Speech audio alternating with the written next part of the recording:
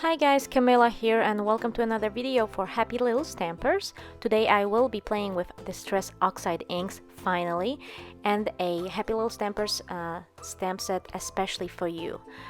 So as you can see, I tried to make a background several times, and this was the one that I was happy with, so that's why you saw the jump cut. And so I'm using 6 colors of the Distress Oxide inks. I'm using Spiced Marmalade, Cracked Pistachio, Broken China, Fossilized Amber, Worn Lipstick, and Wilted Violet. And as you can see, at first I'm applying them onto my surface. I'm spritzing with some water. I'm going in with my heat tool and kind of lifting off some of the wetness in between, adding more water, coming in with the heat tool, and then I'm gonna smoosh some of the inks onto my mat that you see here, which is basically a laminated piece of printer paper. And then I'm spritzing with my dry brush some of that ink onto my surface, and as you can see, it stays nicely against the brighter background. So if you spray with or splash with the blue against the red, it will still be visible.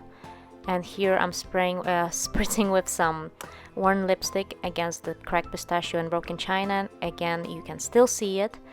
And I dry it with my heating tool in between so that it's faster, obviously. And now I'm going with Wilted Violet. I also want some of those dots. I wanted the background to be as interesting as possible. And here I also smooshed some of the Wilted Violet on my panel, and I'm drying it with my heat gun. And what happens is the oxidized inks react with water, and when you dry it, they have this chalky finish, so they dry really beautifully. And I actually really like the look of these inks. And just so you know, when you blend them just on your cardstock, they blend beautifully, just like butter. It's there's absolutely no lines, and it's just fantastic. So here I'm going in with Fossilized Amber, also some smooshing, some sprinkling with my brush, also heat tool, and the background becomes more and more interesting.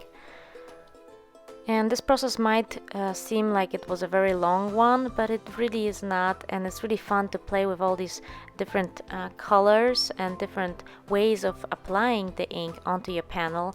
By the way, I'm using a thick watercolored cardstock for this technique, but as far as I know, you can use any type of cardstock and it will be okay, because the ink kind of sits on top. It doesn't really get into your paper, so as long as you don't spray like kilos or liters of water, you'll be okay.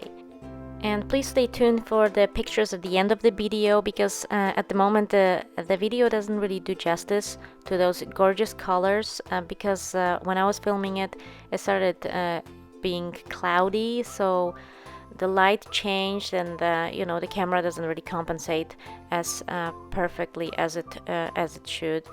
So here, for example, I'm using I think Fossilized Amber, but it looks really matte and weird.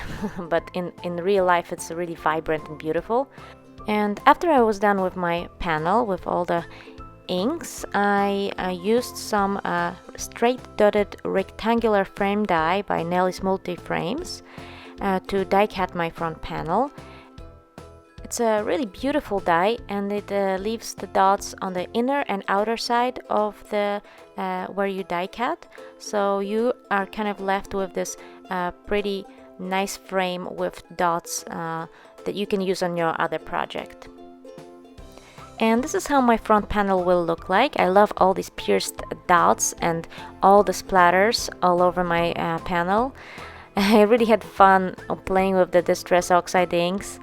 And I really love the colors I picked. So now I'm gonna use this especially for you stamp set by Happy Little Stampers, and I'm gonna stamp using my VersaFine Black Onyx ink, this beautiful flower, and I'm gonna stamp it directly onto my panel. And then I'm gonna take a butterfly and I'll do the same thing, as well as the sentiment. Then I will actually stamp those once again on a different panel that I've created previously, and I'm gonna fussy cut them. So here is the butterfly I'm stamping. And I'm gonna stamp the sentiment, but later on I changed my mind and I actually die cut a little kind of a tag and stamp the sentiment once again. So you'll see me stamp those once again. And here is another panel that I created earlier. I really like this one as well. And I'm gonna stamp the same images and I'm gonna fussy cut them.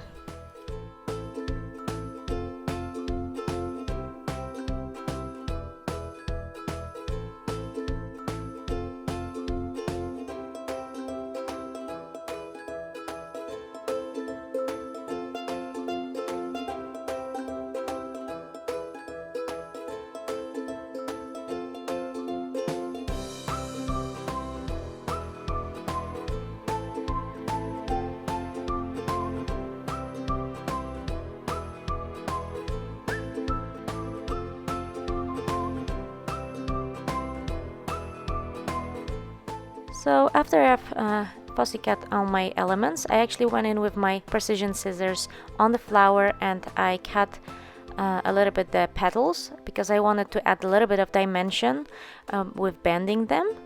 And I'm gonna just adhere on my elements using Tambo Mono liquid glue on my front panel. So as you can see, the both butterfly and the flower are a little bit brighter than the background, so they kind of stand out. I could have of course created a warm colored background and then use the elements in a cooler tone, so you could do that.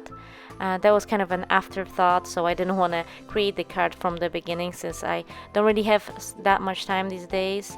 And I used some craft cardstock to create my card base, and now I'm gonna go in with my multi-liner all around my front panel to create a faux stitching. I thought that added a little bit of more interest, and it worked really nicely with the black ink that I used to stamp the images. And that finishes the card for today. I hope you enjoyed the video and seeing the Distress Oxides in use. Thank you so much for watching, and I'll catch you again soon next month with a new card making video. Bye!